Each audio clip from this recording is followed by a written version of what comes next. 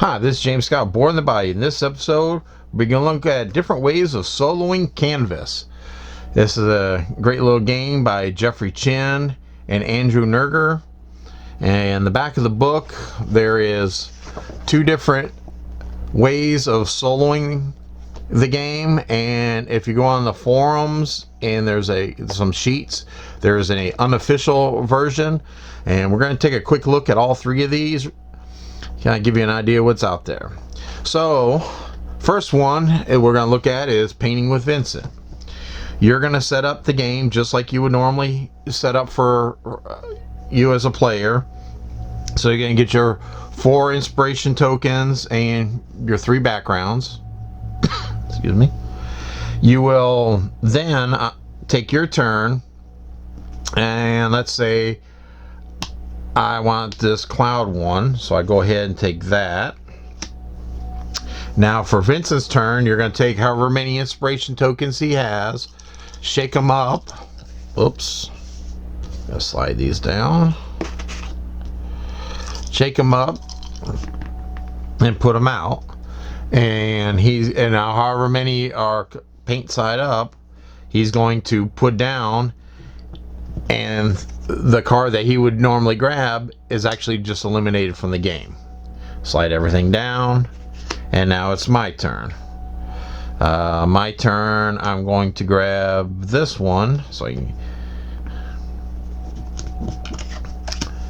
and slide everything down, and then Vincent goes again, and let's just say he didn't have any on this one, so he was going to grab this first card. So you take those inspiration tokens and he takes them all, and that card gets eliminated. Slide everything down. I take my turn. Let's say I took this first one, slide down, and then again it's Vincent's turn, and now he's got 5 tokens, so you're gonna take all 5 of them and shake them up. So as you can imagine, there's good odds are he's going to go further up here to eliminate, and you just keep going like that until you have done 3 paintings. And essentially what this is, all it really does is it makes just randomizes a card to be eliminated, as if you had another player snagging your card. Now the other variant, which they call the puzzle variant, is pretty much it, because you're gonna want to sit down and kind of figure this one out. A little bit more thinking to it. And what you're gonna have is you're gonna have your 4 inspiration tokens, and you'll have a supply of 4 inspiration tokens. Whenever you go to take a card, so let's say I want to take this card, normally I would have to take these 2 and put here and here. Instead of doing that, you actually put those into the supply pile. Those 2 that you would put the ones on are eliminated.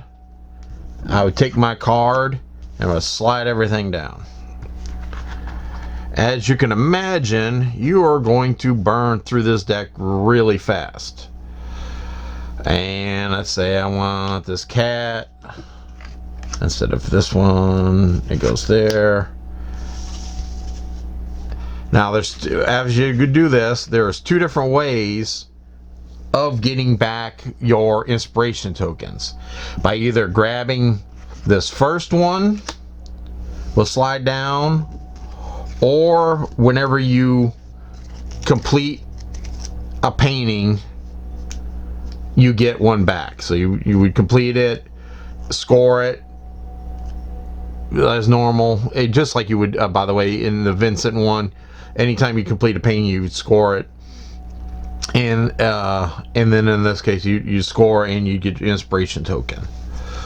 So this one is a little more, you can kind of see what's coming and how many you have, so you can kind of try to combo and maybe get this one to go there, knowing I want this one, but I want to wait till it goes here so that I can get another inspiration token. Now the other method, which I'll leave a link down below. Reset here. Okay, we're going to go ahead and look at Carolina Gamers version of solo play. Now he's got a whole bunch of cars to print up. These will be the different painters you can go against. They vary on difficulty from 1 paintbrush for easy, 2 paintbrush for medium, up to 3 for hard. I definitely recommend on the first couple of games you play to go ahead and do it on easy or medium, because the hard will kick your butt. And then there will also be some solo cards to print up. This will give you instructions on how the AI performs on their turn. And now this one will actually play like a multiplayer. So you're going to go ahead, and I picked Pablo and Georgia to play against. They're 2 mediums. You would set them up, you put these little ribbons on, they're going to act like little sliders, and you will give them 4 inspiration tokens, just like you. So you get your 3 backgrounds and your 4 inspiration tokens, and you're ready to play. It's real quick, easy. Say I go ahead and I will grab, let's say, this card. So I'll go ahead and grab this one. We'll slide these down. Now for them, Georgia's turn. I'm gonna flip over this card. Georgia, it says, so they're gonna take 1 inspiration token, put it here, and then take this card. So they're gonna get this one, so they're gonna get back a token. And now we're going to use, you're going to look at these at the bottom of this card in the sliders here. So we have a yellow, so we're going to take the yellow slider and slide down. Now we revealed a red, so we're going to slide the red down. Don't worry about the ribbons yet, I'll show you that in a minute. And now we go to green. Yes, we have a green, so we're going to bring the green slider down 1. And then we got no blue, no purple, up square. We have 2 squares on here, so we're going to go 1, 2, and we have revealed a purple. So we're going to slide everything down. Go ahead and take Pablo's turn. And Pablo said they're going to go the 2, so it's going to go here, here. Take this card, slide these down. Now these bonus tokens, you ignore them for the AI, but you're going to go ahead and look. It's the green, no green, so they don't slide down. We have this hue, so we'll slide it down 1. Oh, and we also got the sun. We're going to slide that down 1. And that's all that one is.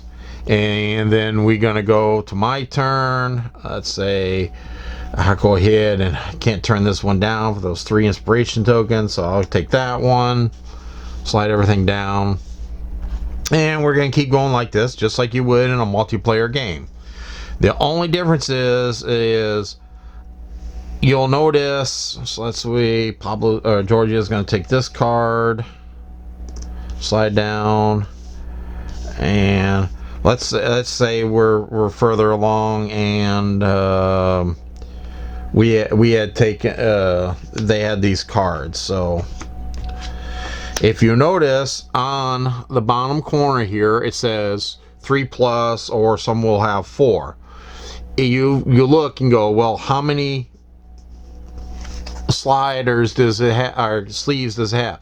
Well, there's got 3 now, and this one says 3. So if it has 3, it's going to go ahead and score this card. Now you don't score like you would a player. With your score, let's say theirs is like this after we did all these. Let's say it's like this. So you look at their card and you score their card, I mean their art. You look at it here, so you're going to get a blue ribbon, a purple ribbon, and a red ribbon. He's actually even put the letter there for if you're colorblind. So you got the blue, the red, and the purple. Blue. And they get those ribbons for that art. and you slide these all back up, and you keep these off to the side. You can probably, I guess you could probably even put these on if you wanted to know how much that's one scored. And you keep continuing just like you would in a multiplayer game. This is a fantastic, of the ways to play, this is definitely the my favorite. I won't say necessarily the best, but to me it is the best way of playing it. These are nice ways of playing it. This is, like I said, more of a puzzle way of playing it.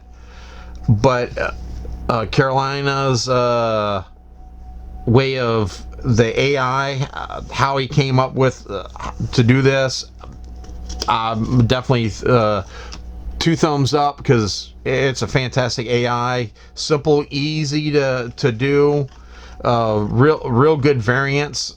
And like I said, I've played it at the various different levels, and these hard ones are extremely hard. And because he did a great job as you're revealing these, because like I said, you reveal this red, you're comboing off. You'll find that these harder ones definitely combo a lot more. So those are the 3 different ways of soloing the game. All 3 excellent ways of doing it. But by far the unofficial Carolina Gamers version is by far my favorite. But this has been James Scott, Board in the Bayou. Remember to comment, like, and subscribe below. Thank you.